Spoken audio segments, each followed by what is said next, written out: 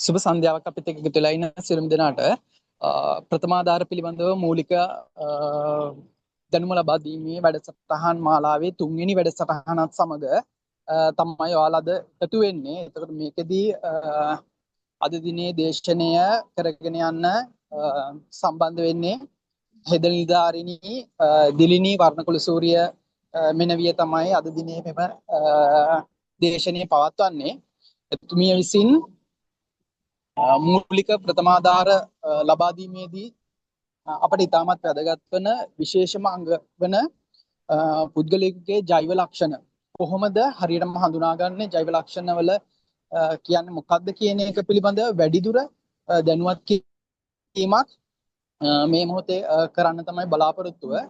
එසේනම් මෙම දේශනය කරගෙන යාමට එතුමියට ඉතාමත් ගෞරවයෙන් ආරාධනා කරන අතරම ඉතාමත් කාර්යබහුල මොහොතක එතුමියගේ මේ දක්වන දායකත්වය මම අගය කරනවා.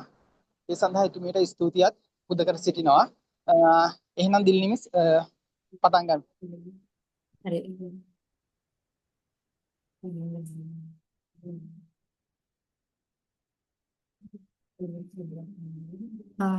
සුබ සන්ධ්‍යාවක් කියලා සියලුම දෙනාට. මම ඩිලිනී වර්ණකුල සූරිය. අද දින මම බලාපොරොත්තු වෙනවා මේ දේශනය කරන්න. ඒ කියන්නේ ප්‍රථමාධාර සම්බන්ධව ඔයගලන්ට කියන්නේ ජෛව ලක්ෂණ සම්බන්ධව තමයි මම මේ දේශනෙන් අද ඔයගලන්ට කරන්න බලාපොරොත්තු වෙන්නේ. මේ සඳහා මට අවස්ථාව ලබා දුන්න මිස්ටර් රුවන් මාට ගොඩාක් ස්තුතිවන්ත වෙනවා. මේ අවස්ථාව ලබා දීම සම්බන්ධයෙන්. එහෙනම් අපි පටන් ගමු දේශනය. ඉතින් ඔයගලන්ට පහුගිය දවස්වල කරා ප්‍රථමාධාර කියන්නේ මොකද්ද? ඊට පස්සේ ප්‍රථමාධාර කරුවෙකු සත ගුණාංග, ඊට පස්සේ ethics ඒවා වැදගත් වෙන්නේ ඇයි? ඊට පස්සේ ගිය සතියේ කරා මොනවාද මිනිස් සිරුර පද්ධතීන් ඒවා ගැන කරා. ඉතින් අද දිනේදී මම කරන්න බලාපොරොත්තු වෙන්නේ ජෛව ලක්ෂණ ගැන. හරි. ජෛව ලක්ෂණ ගැන ඔයගොල්ලෝ මොනවද දන්නේ? මම හිතනවා මේ සහභාගීලා ඉන්න අය පොඩි හරි කතා කරයි කියලා මාත් එක්ක. මොකද මේක පොඩ්ඩක් අපි කතා කර කර යමු. මම හිතන්නේ ඔයගොල්ලන්ට පොඩ්ඩක් අයිඩියා එකක් ගන්න පුළුවන්. ජෛව ලක්ෂණ කියන්නේ මොකද? කියන්නේ ජෛව ලක්ෂණ වලට කියනවා වයිටල් සයන්ස් කියලා. සාමාන්‍යයෙන් ඔයාලා දන්න දේවල්.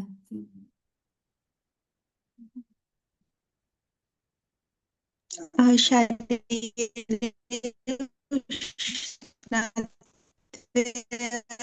ඒ වගේ දේවල් බර හරියට අහුණා මිස්.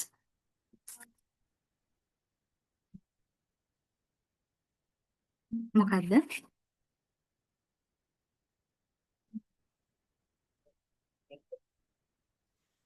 ශරීරයේ උෂ්ණත්වය ප්‍රෙෂර් ඒ වගේ දේවල් මඩම්. අන්න හරි. ඔව් ඒ කියන්නේ අපි දැන් මේ රූප සටහන දැක්කම ඔයගලන්ට පේනවනේ. ඒ කියන්නේ නාඩි උෂ්ණත්වය ඊට පස්සේ නාඩි පරීක්ෂා කරනවා ඊට පස්සේ පල්ස් මොනවාද BP බලනවා. හරිද? ඔය වගේ දේවල් තියෙනවනේ. ඒ කියන්නේ අපි ජීවය පවත්වා ගන්නවයි කියලා හඟවන ලක්ෂණ. ඒ කියන්නේ අපි ජීවියක් ඇති කියලා අපිට ජීවියක් වෙනවයි කියලා දන්නවන ලක්ෂණ තියෙනවනේ. අන්න ඒවා තමයි මේ අපි ජෛව ලක්ෂණ කියලා කියන්නේ. එතකොට ඒකට අපි ගන්නවා නාඩි. හරිද? ඔයගලන් කියවගේ නාඩි ගන්නවා. ඊට පස්සේ ශරීර උෂ්ණත්වය, ශ්වසනය, ඊපස්සේ රුධිර පීඩනය ඔන්න ඔය කියන දේවල් තමයි අපි ජෛව ලක්ෂණ කියලා හඳුන්වන්නේ. හරි. එතකොට අපි දැන් මුලින් ඉඳන් කතා කරමු මේ නාඩි මොනවාද? ඊළඟට ශරීර උෂ්ණත්වය, ශ්වසනය, රුධිර පීඩනය. හොඳයි. එතකොට කියන්න බලන්න නාඩි. නාඩියක් කියන්නේ මොකක්ද? කියන්නේ පල්ස්. අපි සාමාන්‍යයෙන් කියන පල්ස් කියලා.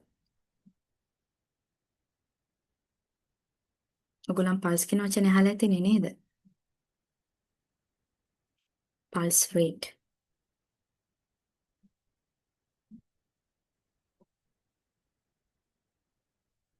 ඒ කියන්නේ විනාඩියක් ඇතුළත වගේ රුධිර ස්පන්දනය වන වේගය මැඩම්. හරි. ඒ කියන්නේ අපි අපේ හදවත දැන් ස්පන්දනය වෙන වේගය තියෙන මිනිත්තුවකට ස්පන්දනය වෙන වාර ගන්න. එතකොට අපි ඒක මනින්නේ දැන් ඔයාලා දැකලා තියෙනවනේ කොහොමද පල්ස් මනින්නේ? දැන් හොස්පිටල් ගියපුවාම ඒ විදිහට දැකලා තියෙන්නේ. පල්ස් කොහොමද මනිනවා දැකලා තියෙන්නේ? දැකලා තියෙනවද අර නර්සස්ලා මේ අර අතේ මේ ඇඟිල්ල තියලා බලනවා. එහෙම දැකලා තියෙනවද?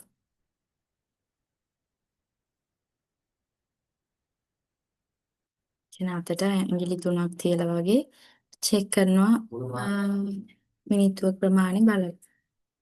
එහෙම දැකලා තියෙනවද?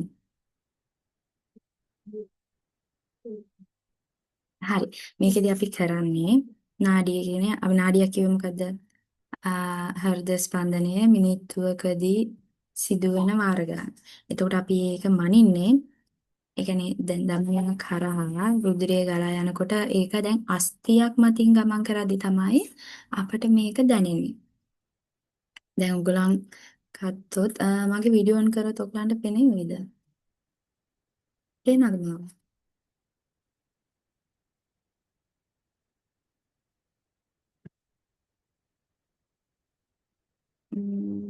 පේන්නේ නැද්ද?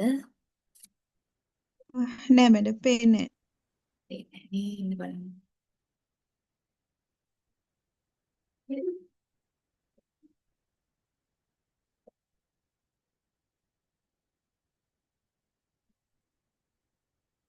මම අනිත් එකෙන් ලොගුණත් ඔයගලන්ට පේනවද?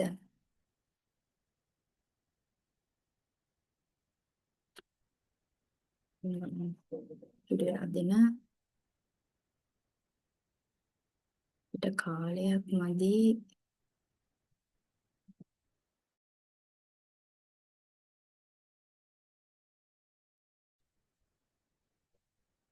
පේනවද මාව? දැන් පේනවා. පේන තියෙන. පේනවා. හරි. එතකොට දැන් ඔයගලන්ගේ අත ගත්තාම දැන් තියෙනවනේ අත. එතකොට යතේ දැන් මේ මොනවාද අපේ පල්ස් බලන ස්ථාන තියෙනවා. හරිද? එතකොට අතේ ගත්තාම මාපට ඇඟිල්ල තියෙන මේ පේනවද? මාපට ඇඟිල්ල දිගේ අස්තියක් යනවනේ ඒ ළඟ යන අස්තිය. අන්න එතනින් මෙන්න මේ විදිහට අත තියලා බලන්න කියනවා මම මෙතන ඉන්නේ.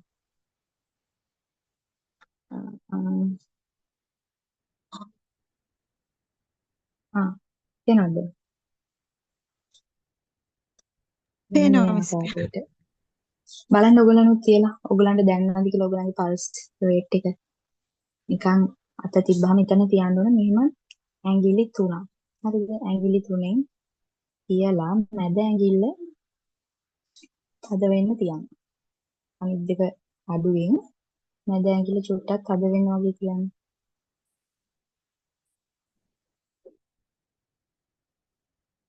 නැත්නම් ඇඟිලි 3ම හරි කමන්නේ තදට තියලා බලන්න ඔයගලන්ට දැනෙනවද කියලා ඔයගලන්ගේ පල්ස් රේට් එක.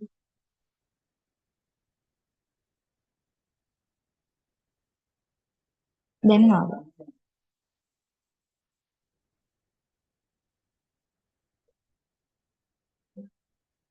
හරි මම හිතන ඔයගලන් බලනවා ඇති කියලා අපිට වෙලා යන හින්දා මම ඉස්සරහට කරගෙන යන්නම්. එතකොට මැඩම් දැනෙනවා මේකෙදි මැඩම්. ඒක මැඩම් එහෙම වුණ චෙක් කරනකොට වම දකුණ කියලා එහෙම වෙනසක් නැහැ නේද අතේ එහෙම. එහෙම ප්‍රශ්නයක් නෑ ගොඩක් වෙලාවට හැබැයි අපි බලන්නේ වම් අතේ. ඒ කියන්නේ වම් අතේ බලන්න හේතුව තමයි අපේ හાર્ට් එකේ තියෙන මේ වම් පැත්තනේ. එතකොට අපිට ඒක ෆීල් වෙන හොඳට. එතකොට සාමාන්‍යයෙන් පල්ස් රේට් එක සාමාන්‍යයෙන් තමයි 60ත් 80ත් අතර කියලා තමයි කියන්නේ. හරිද? ඒක 100 අතර කියලාත් කියනවා. ඒකෙදි ඔයගලන්ට සාමාන්‍යයෙන් තේරෙනවානේ ඒකේ තියෙනවා අපි පල්ස් එක බලද්දී රිද්මයක් තියෙනවා සහ ඒකේ ගැඹුරක් තියෙනවා. එතකොට ඒක සාමාන්‍ය යන විදිහ තමයි ඔය ඔයාලට දැනෙන්නේ. හැබැයි ඔයක 120ට වඩා වැඩි වුණොත් එතකොට අපිට දැනෙන්නේ වේගවත් විදිහට. ඊට පස්සේ 60ට වඩා අඩු වුණොත් ඒක අපිට දැනෙන්නේ හරිම ස්ලෝ. හරිද? එතකොට ඒක ඒ 120ට වඩා වැඩිවීම සහ 60ට වඩා අඩුවීම භයානක අවස්ථාවක් විදිහට තමයි අපි සලකන්නේ. එතකොට අපි ඒක ඒ අවස්ථාවේදී හරි ඇලර්ට් වෙන්න ඕන. මොකද අපි දැන් ඔක කියනද මේ රූප සටහන ඔයගොල්ලන්ට පේනවා ඇති. මෙතන. ඒ කියන්නේ 120ට වඩා වැඩි නම් අපි ඒක හඳුන්වනවා ට්‍රැකිකාඩියා කියලා. ඒක ඔයගොල්ලන් ලොකුවට ගන්න එපා. මෙතන මෙඩිකල් ටර්ම් එක තමයි මම මේ කියන්නේ. හරිද? ඊට පස්සේ බ්‍රැඩිකාඩියා කියනවා 60ට වඩා අඩු වෙන. පැහැදිලිද?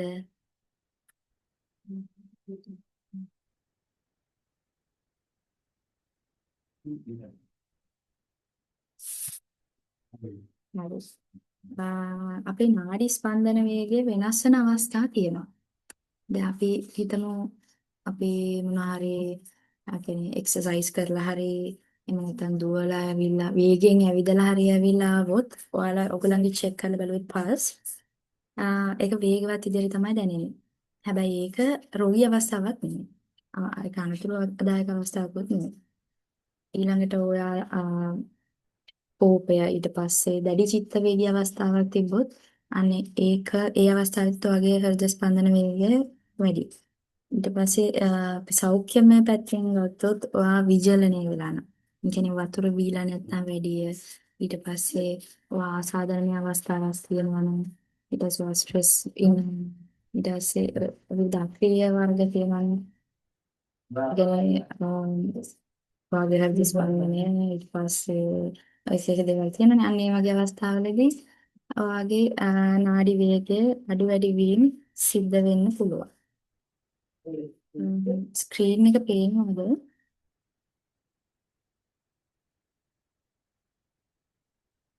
පේනවා මිස්. හරි. ඊළඟට මම කතා කරන්නේ ඔයගලන්ට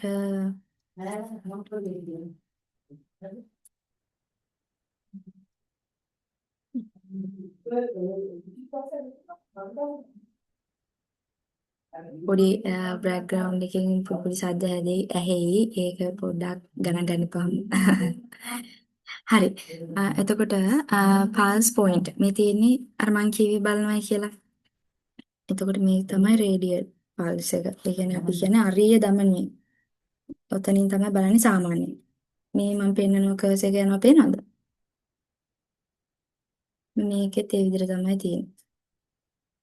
පේනවද? සාමාන්‍ය පේනවා මැඩම්. අපි මෙනි කටුවෙන් මේ නාඩි පරීක්ෂා කරලා බලමු. ඊළඟට අපි හිතමු දැන් අපිට දැන් අපි ෆස්ට් එයිඩ් නේ කරන්නේ. එතකොට අපිට නාඩි ඔය මැණික් කටුවේ මේ පල්ස් එක අපිට දැනුම් නැත්තම් නාඩි දැනුම් නැත්තම් අපි බලනවා කොතනද කරෝටික දමනය. ඒ කියන්නේ ඔයගලන්ගේ බෙල්ල ගාව තියෙනවා කරෝටික දමනය යනවා. ඒ කියන්නේ ඒක යන්නේ උගුර දණ්ඩ අසලින්. ඔයගලන් නිකන් කියලා බලන්න. මේ රූපසටහනේ තියෙන විදිහට මේ මම පෙන්නන්නේ කර්ස් එක යන්නේ. බලන්න අල්ලලා ඔයගලන්ගේ කරෝටික අඩිය වැඩ කරනවද කියලා. දැනනවද? කියන උගුර දණ්ඩ අසලින් තමයි ඒක පරීක්ෂා කරන්නේ. ඔය නිකටට පහලින්. දැනනවද?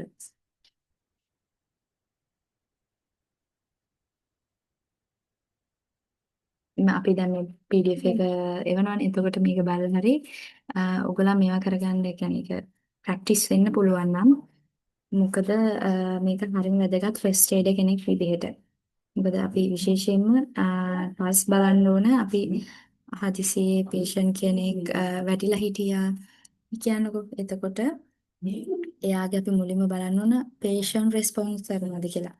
ඉස්සරහම patient කතා කරලා patient response කරනවද කියලා බලන්න. ඊට පස්සේ එයා ප්‍රතිචාර දක්වන්නේ නැත්නම් ඊළඟට බලන්න ඕන එයාගේ ශ්වසන මාර්ගයේ විවෘතයිද කියලා. දැන් ওই ටික මිස්ටර් රුවන් ඔයාලට ඊළඟ සතියේදී කරાવી. ඒ කියන්නේ ડોක්ටර්ස් ABC කියලා තියෙනවා. අන්න ඒකදී ඔබ පැහැදිලි කරાવી. ඊට කලින් තමයි මම ඔයගලන්ට දැන් ඒ මොනවාද ජෛව ලක්ෂණ ටික කියලා දෙන්න කල්පනා කරේ. ඒකෙන් ඔයාලා දන්නවා එතකොට පල්ස් කියන්නේ මොකද්ද? BP කියන්නේ මොකද්ද? ඊට පස්සේ උෂ්ණත්වය කියන්නේ මොකද්ද? ඔන්න ඔය කියන ඒවා දැනගන්න ඕනේ. ඒ නිසා තමයි අපි මේ මුලින්ම මේක කරන්න කතාව. හරි. එතකොට බලන්න. ඔයගොල්ලන්ගේ කාරෝටික නාඩියේ කොහොමද මේ ඒක ෆීල් වෙනවද කියලා. ඊට පස්සේ ඔයගොල්ලන් පොඩි දරුවෙකුගේ බලනවා නම් ඒක බුජීය නාඩිය කියන. ඒ කියන්නේ ඔයගොල්ලන්ගේ නිකන්ද වැලමිට. වැලමිට ගාව යනවනේ. මේ තුන්වෙනි රූපේ පෙන්නනවා. ඒක පේනවා. අනේ එතනත් යනවා මේ නාඩි. ඒ කියන්නේ දමනියක් යනවා. අන්න එතන ෆීල් කරොත් ඔයගලන්ට දැනේවි මේ පල්ස් ෆීල් වෙනවා. ඔය කියන හැම තැනකම ඔයගලන්ගේ පල්ස් ෆීල් කරන්න පුළුවන්. හොඳයි. මේ ගැන මම මේ දැන් මේකේ ඔක්කොම කියා ඉන්න වෙලාවක් මදි. එහෙනම් මම ඉක්මනට කරගෙන යන්න. හොඳයි.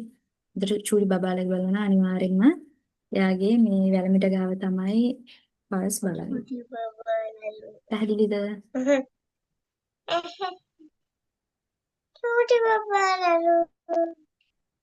චූටි බබකුත් තියෙනවා. හරි අපි ඊළඟට බලමු ශරීර උෂ්ණත්වය පරීක්ෂා කරන්න. හරි. ඔයගොල්ලන් ජීවිත කවදාක හරි ශරීර උෂ්ණත්වය පරීක්ෂා කරලා තියෙනවා. ඒ කියන්නේ ටෙම්පරේචර් බලනවා කියන්නේ අපි. එහෙම බලලා ඔව් තියෙනවද? මම බලලා තියෙනවා. ගෙදර ඔයගොල්ලන්ගේ ගෙදර පොඩි දරුවෝ ඉන්නවා නම් අනිවාර්යෙන්ම බලලා ඇති. එතකොට ඔයගොල්ලන් ළඟ මම හිතන්නේ ඇති සමහරක් අය ළඟ තර්මෝමීටර් එකක්. ඒද?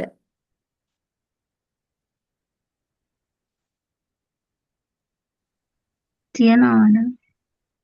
good. ඒ කියන්නේ ගොඩක් අය ළඟ මේක තියාගත යුතු දෙයක්. ඒ කියන්නේ අම්මලා ඉන්නවා නම් බබාලා ඉන්නවා නම් ගෙදර අනිවාර්යෙන්ම ඔයගොල්ලන් ඩිජිටල් තර්මෝමීටර් එකක් හරි තියාගන්න ඕනේ.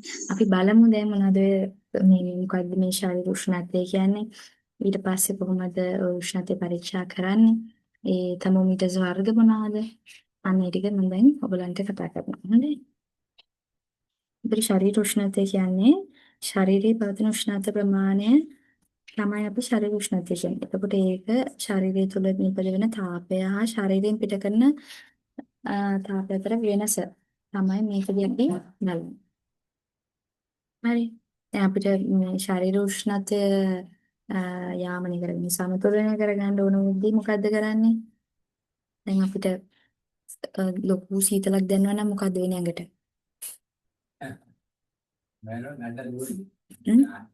උණ ඔව් දැන් වෙනනවා. අපිට දැන් ලොකු සීතලක් දැනෙනවා අපි ඇඟ වෙවුලනවානේ. උණ ගත වෙලාවට උනත් අපිට ඒක දැනෙනවානේ. ඊට පස්සේ උෂ්ණත්වය වැඩි නම් මොකද්ද? දාඩිය දාලා ඒක සමනය වෙනවා. ඔන්න ඔය සංසිද්ධිය තමයි වෙන්නේ සරලව. හරිද? එතකොට මේ උෂ්ණත්වය නියත මට්ටම පවත්වා ගන්න අපිට උදව් වෙන්නේ මස්තිෂ්කය. එතකොට ඒ කියන්නේ හයිපොතැලමස් තමයි ඒකට උදව් වෙන්නේ. ඒ කියන්නේ ඇනටොමිකලි බැලුවොත් ඒ විදිහට. හරිද? එතකොට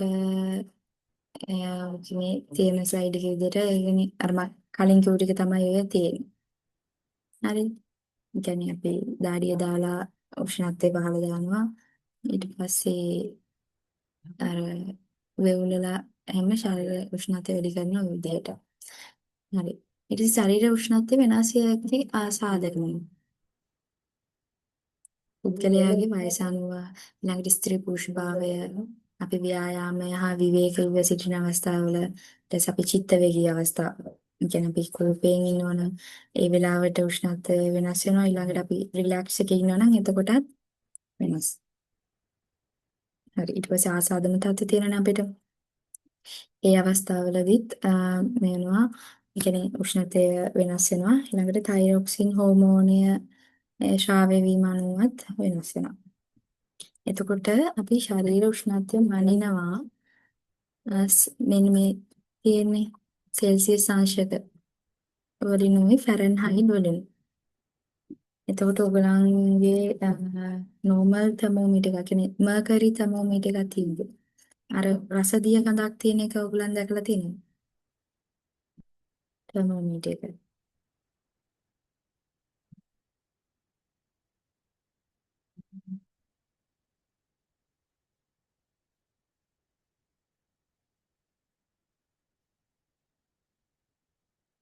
මාව පේනවද?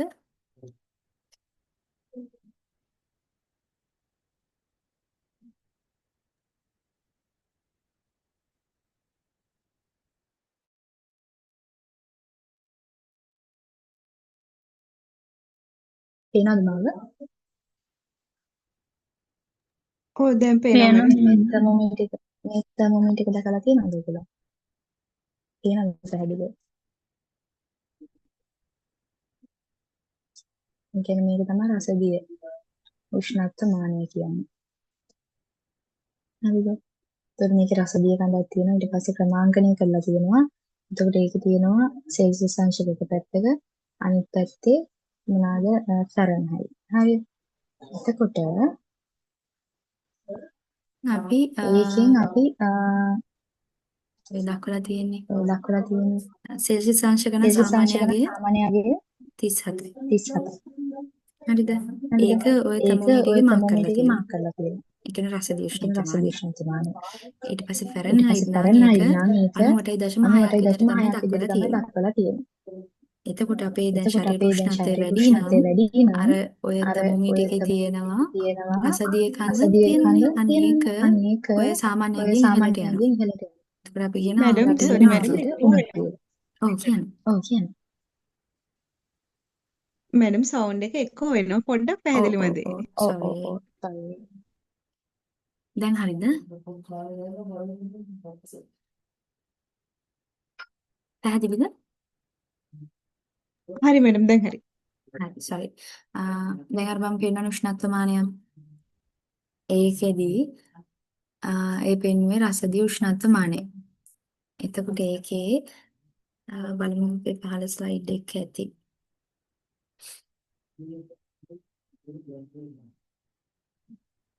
මෙතන පෙන්නද? ස්ලයිඩ්. දැන් අපිට උෂ්ණත්වමාන හරි. උෂ්ණත්වමාන දෙකක් තියෙනවා.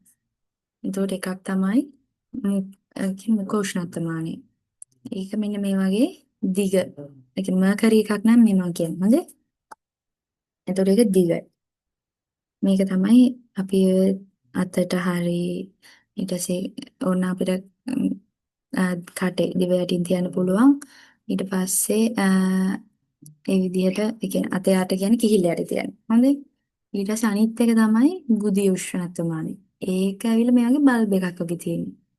එතකොට ඔයගොල්ලන් ඒ උෂ්ණත්වමානය මොකද්ද කියලා අඳුර ගන්න දැනගන්න ඕනේ. දැන් ඒක පැහැදිලිද? උෂ්ණත්වමාන දෙකක් තියෙනවා. මේ දිගට තියෙන එක නම් ඒක ඇවිල්ලා මොකද්ද? මුඛී උෂ්ණත්වමානය. එහෙම නැත්නම් ඒක ඇක්සිල් එකෙන් ඒ කියන්නේ අපිට කිහිල්ල යටින් අපිට බලන්න පුළුවන් ඒකේ. නැත්නම් මෙන්න මේ වගේ බෝලයක් වගේ තියෙනවා නම් ඒ කියන්නේ මෙන්න මේ හැඩයට තියෙනවා නම් ඒක බුද්ධි උෂ්ණත්වමානය. හරිද? මේ තියෙන්නේ මේක තමයි මුඛී උෂ්ණත්වමානය. එතකොට ඒකේ තියෙනවා මෙන්න මේක තමයි මේක රසදිය බල්බය කියන්නේ. අර පෙන්වයි එකෙන් තමයි හොයාගන්නේ. ඊළඟට මේ විදිහට ක්‍රමාංකණය කරලා තියෙනවා. මේ තියෙන්නේ C කියන්නේ සෙල්සියස් අංශක F කියන්නේ ෆැරන්හයිට්. ඒතර මේ මැද තියෙන්නේ ඇවිල්ලා මේ කේශ නාලිකාව එතන ඒකේ මැද තමයි රසදිය කඳ තියෙන්නේ. හොඳද? එතකොට මේක මේ සාමාන්‍යයේ තමයි මේ 37. මේ සෙල්සියස් අංශක නම් 37 කියලා මාක් කරලා තියෙනවා.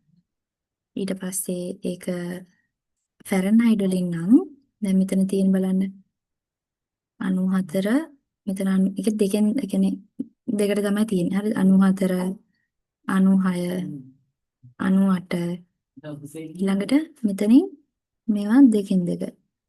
හරිද? 96.2 මේක කට්ටක් කියන්නේ. ඒ කියන්නේ මේකක් ඇතුලේ මාක් කරලා තියෙනවා කියන්නේ 10ක් වෙන්න. 2 4 6 8 10. ඒ විදිහට. පැහැදිලිද ඒක? දැන් ඔයගොල්ලන් මේකෙන් බලන්න ඕන වුණොත් දැන් මේ මෙතන පේනවා මේ රතු පාට මාක් එක ඊතලේ.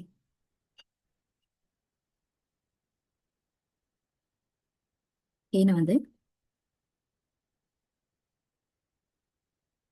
පේනවා මිස් අපිට. හරි. එතකොට ඒක කියන්නේ කොහොමද අපි? දැන් මෙතන 98 පොයින්ට් එතකොට කීයද තියෙන්නේ? 2 4 6. පැහැදිලිද ඒක? එතකොට සාමාන්‍ය උෂ්ණත්වය වෙන්නේ 98.6 කියලා අපි කියන්නේ. 98.6. පැහැදිලිද? මේක මෙහෙම පැහැදිලි. මේ විදිහට කරන්න අමාරුයි. ප්‍රැක්ටිකල් කරන්න ඕන දෙයක්. අපි මෙහෙම කරාට මේ පොඩි හරි අයිඩියා එකක් තියෙනවද? ගන්න පුළුවන්ද?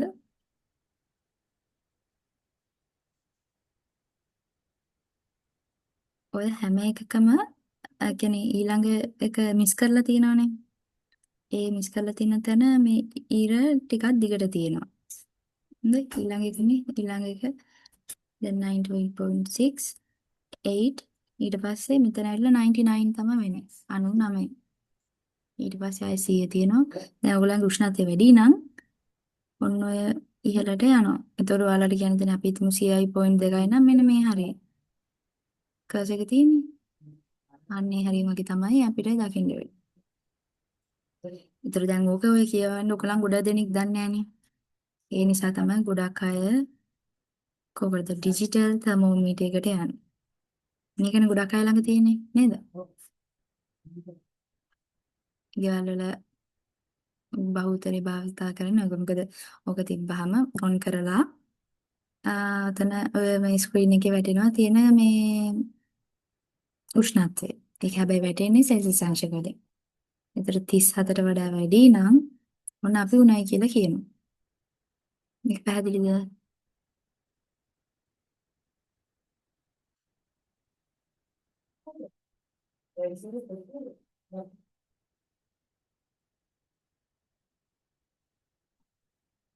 පැහැදිලිද ඒක? මම හිතන්නේ අපි මීටින් එක ඔව් ඉවර මිස්. වෙන්න කියන්නේ. ඊළඟට මේ තමයි ගුදී උෂ්ණත්වය. මේ විදිහට තමයි ඒක තියෙන්නේ. මම එක්ස්පැන්ඩ් කරගෙන යනවා. හොඳයි. ඊළඟට තව තියෙනවා මෙන්න විදිහට ෆෝර්හෙඩ් එකකින් ඒ කියන්නේ අපි ඔළුවට තියලා බලන්නේ. අපි ඔකට IR තර්මෝමීටර් එක කියලාත් කියනවා. කොවිඩ් කාලේ අපි ගොඩ දෙනෙක් පාවිච්චි කරේ. ඔන්න ඔය තර්මෝමීටර් එක. ඒ කියන්නේ චුටි බබාලාගේ බලන්නත් ඔයක ගන්නවා. ඊළඟට මේ විදිහට තව තියෙනවා ෆෝර්හෙඩ් ස්ට්‍රිප් තර්මෝමීටර් කියලා. ඒතර ඒකේ මේ විදිහට ක්‍රමාංකණය කරලා තියෙනවා උෂ්ණත්වය. ඒතර ඒ අනුව ඒ දන මේ කල වෙන එකක් තමයි තියෙන්නේ. හරි. ඊළඟට මේ වගේ ඊයර් තර්මෝමීටර්ස් උත් තියෙනවා. ඒතර ඒක කණෙන් තමයි අපි බලන්නේ. චූටි බබාලගේ තමයි ගොඩක් වෙලාවට මේ බලන්නේ. ඉතින් ඒගොල්ලන්ට කියන්නේ ඔක බලන ක්‍රම තියෙනවා මං කියවනේ. එකක් බලනවා මුඛයෙන්. ඒතර පොඩි බබෙක්ට අපිට මුඛයෙන් බලන්න බෑනේ. ඒක අපි තියන්නේ දිව යට. බකල් කැවිටි එක කියන එතන. එතනින් තියන්න බෑනේ පොඩි බබෙක් නම් ඕක හපන්න බලනවානේ. ඒතර පොඩි බබාලට ඔය විදිහට බලන්න පුළුවන් මේ වගේ තමයි නැත්නම් අපි ළඟ ගෙදර තියෙන ඩිජිටල් තර්මෝමීටර් පුළුවන්. එතකොට තව අපිට බලන්න බෑ කැස තියෙනවා නම් එතකොට තව මොනවාද බලන්න බැරි අවස්ථා මොනවාද කටින්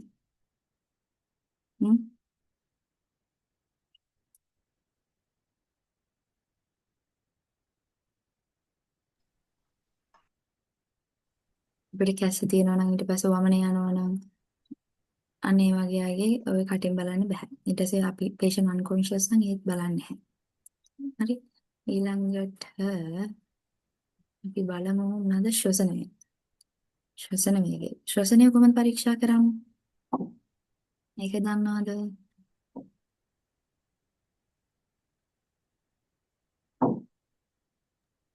විනාඩියකට වෙන ශ්වසන වාර ගණන. හරි good. කියන්නේ අපි විනාඩියක් තුළ කොච්චර හුස්ම ගන්නවද කියලා තමයි බලන්නේ. ඒතකොට මේ හැම එකකටම අපිට තියෙන මොකද්ද? ඔරලෝසුවක් තියෙන්න ඕන. එතකොට අපි බලන්න ඕන විනාඩියකට කොච්චර වාර ගානක් අපි හුස්ම ගන්නවාද කියලා. හැබැයි ඒක බලද්දී දැන් අපි කොන්ෂස් පේෂන්ට් කෙනෙක් නම් එයාගේ අපි කෙලින්ම මේ පපුව දිහා බලාගෙන ඕක කරන්නේ. එතකොට මොකද අපි පපුව දිහා බලන් ඉඳලා එයා දන්නවා මගේ හුස්ම බලනවා කියලා එයා නිකන් අමුතුරු හුස්ම ගන්න බලනවා. එතකොට අපි මේක බලද්දී ගොඩක් වෙලාවට ශ්වසනය බලන්නේ පල්ස් බලනවනේ අපි විනාඩියක් අතරතුර. ඒ එක විනාඩියක පල්ස් බලනවා. ඊළඟ විනාඩියේ තමයි අපි චෙක් කරන්නේ මොකද්ද? එහෙම මත තියාගෙන ශ්වසනය බලනවා. එතකොට පේෂන් හිතන්නේ මොකද්ද? මෙයා තාම පල්ස් බලනවා කියලා. එතකොට අපිට හරි ශ්වසනය බලන්න පුළුවන්. නැත්තම් එන්නේ අපි දැන් කෙලින්ම ශ්වසනය දිහා බලුවොත් මගේ මේ හුස්ම ගන්න එක බලන්න කියලා ඔන්න හුස්ම ගන්න එක නවත්තනවා. එක එක විකාර කරනවානේ. ඒ හින්දා තමයි අර විදිහට අපි බලන්නේ. පැහැදිලිද? ඊළඟට ඒකෙදි දැන් අපි කරන්නේ අර පපු උස් පහතන වාර ගන්න තමයි අපි බලන්නේ අර විනාඩිය තුලදී.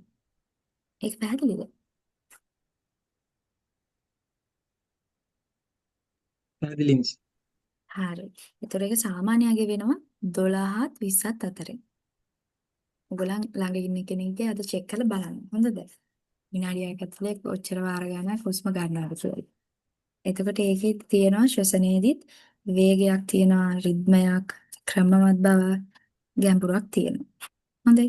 එතකොට මේකේ මම කියවනේ සාමාන්‍යයාගේ කියන්නේ සාමාන්‍ය කියන්නේ වැඩිහිටි පුද්ගලයෙක් නම් 12යි 20යි අතරේ. ඊට පස්සේ එක හත දරුවෙක්ගේ නම් වයස එයාගේ තියෙනවා 18ත් 30ත් අතරේ. ඒතර බබෙක්ගේ බලලා බය වෙන්න එපා අම්මෝ මේ වැඩි කියලා. ඊයගේ ළඟේ රෙස්පිරේෂන් රේට් එක එහෙම තමයි යන්නේ. ඊට පස්සේ තව චූටි බබාලා ඉන්නවනේ ඉන්ෆන්ට්ලා. එයාලගේ 20ත් 40ත් අතරේ. ඊට පස්සේ අලුතෙන් උපන් බබාලා ඉන්නවනේ. එයාලගේ කොහොමත් 44ට වඩා වැඩියෙන් තමයි යන්නේ. එතකොට ඔන්න අම්මලා බය වෙන්න එපා. අම්මෝ මගේ බබාගේ මේ රෙස්පිරේෂන් රේට් වැඩිනේ කියලා. ඒක එයාගේ ළඟේ හැටි. පැහැදිලිද? ඊට අමතරව දැන් අපි කරන අර පල්ස් වැඩි වුණා වගේ අපේ වයස ශාරීරික ක්‍රියාකාරකම් අපිට වුණා වූ ආතතිය තත්ත්වය ඊට රෝග තත්ත්ව අනුව මේ ශ්වසනය වෙනස් වෙන්න පුළුවන්. ඒක පැහැදිලිද? ඊළඟට මේක වැදගත් වෙන අවස්ථාව තමයි දැන් අපි දැනගත යුතු දේවල් ෆස්ට් එඩ් කෙනෙක් විදිහට අපි දැන් සාමාන්‍යයෙන් කීයද ශ්වසනය තියෙන්න ඕන? 12යි 20යි අතර. හරි 12යි 20යි අතර. එතකොට අපේ ওই විශ්වසන වේගය 8ට වඩා අඩුවෙන් හරි 24ට වඩා වැඩියෙන් හරි තියෙනවා නම් ඒක අපි පොඩ්ඩක් සැලකිලිමත් වෙන්න ඕන. යාර රේන්ජ් එක 12 20 කිව්වට ඕක 22 24ට යනකම් අපිට නෝමල් ගන්න පුළුවන්. හැබැයි 24ට වඩා වැඩි නම් අන්න අපි පොඩ්ඩක් බය වෙන්න ඕන. ඇයි? ඒතර මොකක් හරි ගැටලුවක් තියෙනවා. 8ට වඩා අඩු වුණොත් ඉදුත් ඒ වගේම තමයි. හරිද? එතකොට ඒ වගේ අවස්ථාවකදී දැන් අපි බලන්න ඕන මේ මොනවද කරන්න අවධානය යොමු කරන්න ඕන. දැන් ශ්වසනය ගැන ගත්තොත් දැන් ඔයගොල්ලන්ට ඉස්සරහදී ඔක කතා කරනවා. ඒක මිස්ටර් රුවන් තමයි ඔයගොල්ලන්ට ලස්සනට ඒක ඉදිරි කරලා දෙයි. එතකොට ඒකෙදී අපි බලන්න ඕනේ ශ්වසන මාර්ගයේ විවෘතද පැහැදිලිද කියලා. ඊට පස්සේ මම අර කලින් කිව්වනේ අපි දැන් පේෂන්ට් කතා කරනවානේ තට්ටු කරලා කෑ ගහලා. අන්න එතකොට බලන්න ඕන එයා ඒකට රෙස්පොන්ස් කරනවද. ඊට පස්සේ එයාගේ ශ්වසන මාර්ගය හොඳට තියෙනවද ඊට පස්සේ කතා කරන්නේ වල අර ගොරගොර සද්දයක් වගේ ඇහෙනවද ඔන්න ඒවයි බලන්න. ඊට පස්සේ එයාගේ ප්‍රතිචාර දක්වනවා හැබැයි කතා කරන්න බෑ. නිකන් අර සද්දේ මේ වෙනවා. එතකොට අපි බලනවා මොකක් හරි ප්‍රශ්නයක් තමයි. හැබැයි හොඳට කතා කරන්න පුළුවන් මේ පොඩි වෙන ඕන ඒ කියන්නේ ශ්වසන මාර්ගයේ විවෘතයි මේ කියලා අපිට හිතන්න පුළුවන්. පැහැදිලිද ඒක? දැන් ඔය අවස්ථාවේදී අපි හිතමු මොනවත්ම අපි ඔය කරන patient කතා කරලා මෙයාලා යා රෙස්පොන්ස් කරන්නේ නැහැ. එතකොට අපි මොකද කරන්නේ? මුලින්ම අපි අර කිව්වනේ ඒගොල්ලන් ඕගලන්ට ලබන සතිය කියලා දෙනවා. හරි. දැන් ශ්වසන මාර්ගය අපි විවෘත කරන්න ඕනේ. ඒක ඒක ඔයාලට ලබන සතිය කරනවා. හරි. ඔක්කොම දැන් ලබන සතිය කරනවා කියලා හිතාවි. හරි. ඊට පස්සේ අපි බ්‍රීතින් එකේදී බලන්නේ අපි patient අරගෙන එයාගේ ඒ කියන්නේ අපි කියන head tilt chin lift jaw thrust මේ පින්තූරේ පේනවද? අනේ පින්තූරෙන් කරන්නේ. කියන ඔළුව පාත්‍ර කරලා මේ නෙකට උස්සලා එයාගේ වා මාර්ගය අපි ක්ලියර් කරගන්නවා. ඊට පස්සේ එතෙන්දී අපි patient ගේ මේ ප්‍රතිචාර නොදක්වන patient කෙනා යා unconscious. එතකොට එයාගේ අපි කන ගාවට ලං වෙන ඔන්න ඔය විදිහට පපුව දිහා බලාගෙන. හරිද? එතකොට අපිට පේයාගේ පේනවා ඊට පස්සේ ඇහෙනවා සහ දැනෙනවා. මෙයා හුස්ම ගන්නවද කියලා. ඒක පැහැදිලිද? අපි කොහොමද patient කෙනෙක් බලන්නේ කියලා? ඒගොල්ලන්ට ලබන සතියේකට ඔක හරිම වැදගත් වෙනවා. ඒක අපි look listen feel කියලා කියනවා. අපි දැන් patient එක ගත්තොත් එහෙම එයා හුස්ම ගන්නවා නම් අපිට ඒක දැනෙනවා. ඒ කියන්නේ look කිව්වහම ඔන්න අපිට පේනවා එයා හුස්ම ඉහළ පහළ ගන්නවායි කියලා. ඊට පස්සේ කන ගාව, ඒ කියන්නේ එයාගේ නහය ගාවනේ අපේ කන තියෙන්නේ. එතකොට අපිට දැනෙනවා එයා මේ හුස්ම ගන්න අර හුස්ම රැල්ල වදිනවා. ඒක දැනෙනවා. ඊට පස්සේ listen ඇහෙනවා. ඔන්න ඔය ටික තමයි වෙන්නේ. අපි ওই ටික තමයි මේ ෆස්ට් එඩ් කෙනෙක් විදිහට කරගන්න පුළුවන් තව වැදගත් දෙයක්. හරි. එතකොට එයා ඔය ටික පැහැදිලිද?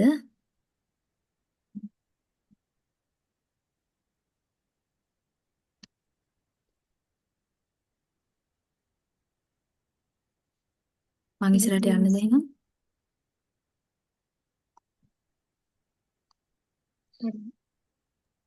ඔව් පැහැදිලි මිස්. හරි. හරි. මේ තියෙන මෙන්න මේකේ පොඩ්ඩක් ඔයගොල්ලන් බලාගන්න. මේක ඔයගොල්ලන්ට වැඩි වුණත් මම දැම්මේ ඒ කියන්නේ දැන් අපි හිතමු ඔයගොල්ලන් පේෂන්ට් ළඟ ඉන්න ගෙදර කෙනෙක් ළඟ හරි එහෙම ඉන්නවනේ. අන්න එතකොට දැන් නෝමල්